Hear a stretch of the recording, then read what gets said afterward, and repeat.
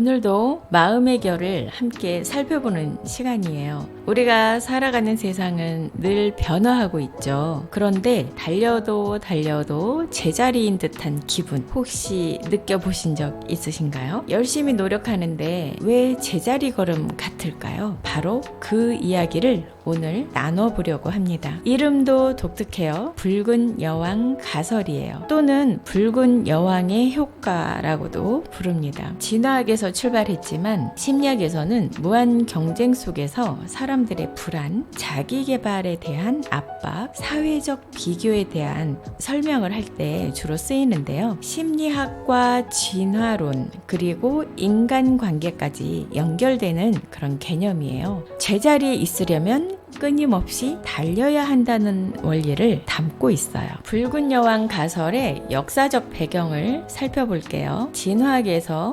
1973년에 레이반 발렌이 제시했어요. 생물은 환경 변화와 경쟁자 때문에 끊임없이 진화하지 않으면 멸종한다는 원리예요. 그렇다면 이 용어의 유래를 조금 더 살펴볼게요. 루이스 캐럴의 소설 이상한 나라의 앨리스 대부분 다 아시죠? 이 이상한 나라의 앨리스 속편으로 나온 게 거울 나라의 앨리스예요. 여기에서 붉은 여왕이 등장하거든요. 이 소설 속에서 붉은 여왕이 앨리스한테 이렇게 말해요. 제자리에 있으려면 전력을 다해서 달려야 해. 이 장면에서 이름을 따온 가설이에요. 왜냐하면 붉은 여왕이 다스리는 붉은 여왕의 나라에서는 어떤 물체가 움직일 때 주변 세계도 그에 따라서 함께 움직이기 때문에 주인공이 끊임없이 달려야 겨우 한 발 내디듬으로써 제자리를 유지할 수 있기 때문이에요. 우리가 끊임없이 적응하고 노력하지 않으면 세상은 그대로 있어도 결국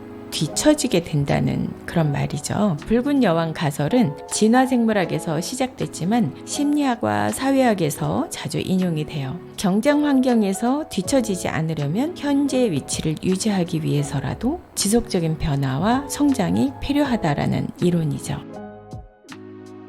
붉은 여왕 가설은 우리의 직장 생활 그리고 인간관계 심지어 자기 개발에도 그대로 적용되는 원리예요. 개인이나 조직이 발전하더라도 주변 역시 끊임없이 발전하기 때문에 상대적 우위는 유지되기 어렵다 이런 효과죠. 성취감이 오래 지속되지 않고 더 큰 경쟁으로 이어지는 경향을 보여요. 잠시 멈추는 순간 세상은 이미 한 발짝 더 나아가고 있는 거죠.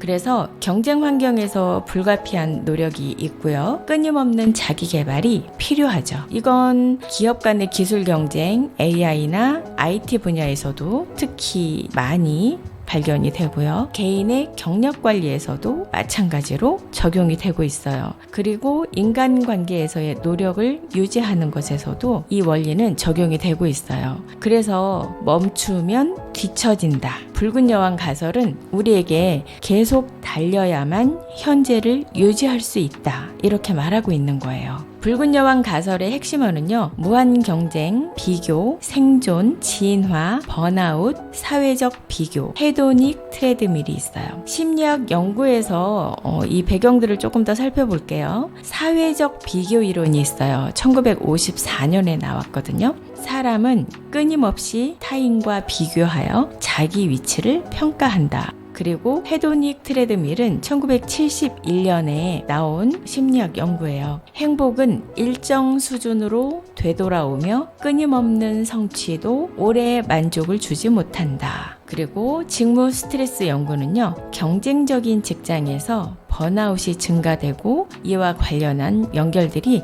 많이 나타나고 있어요. 붉은 여왕 가설의 심리적 원리에 대해서 말씀드릴게요. 상대적 위치 유지의 원리예요. 개인의 성취가 사회적 기준에 의해서 평가되기 때문에 만족이 한시적이라는 거죠. 그리고 끊임없는 적응의 원리예요. 변화하는 환경에 적응을 해야만 제자리 유지가 가능하다는 거죠. 그리고 무한 루프 심리가 있어요. 어떤 것을 성취했고 잠깐의 만족을 느끼고 또 새로운 기준을 형성해서 또 다시 경쟁하는 이런 무한 루프를 경험하는 그런 원리예요. 그러면 붉은 여왕 가설의 심리적 배경을 살펴보면 현대사회의 성과주의, 경쟁적인 문화, 비교 중심적 사고가 붉은 여왕 현상을 강화하고 있어요. 또 SNS가 많이 발달하고 있고 이 SNS로 인해서 비교 심리가 심화되는 거죠. 그러니까 타인의 성취를 보면서 자기 위치가 불안하다고 느끼게 되는 심리죠. 그럼 문화적 차이에서는 어떤 면이 있는지 볼게요. 서구 문화권에서는 개인의 성취가 중심이 되고 경쟁이 강조가 되고 있어서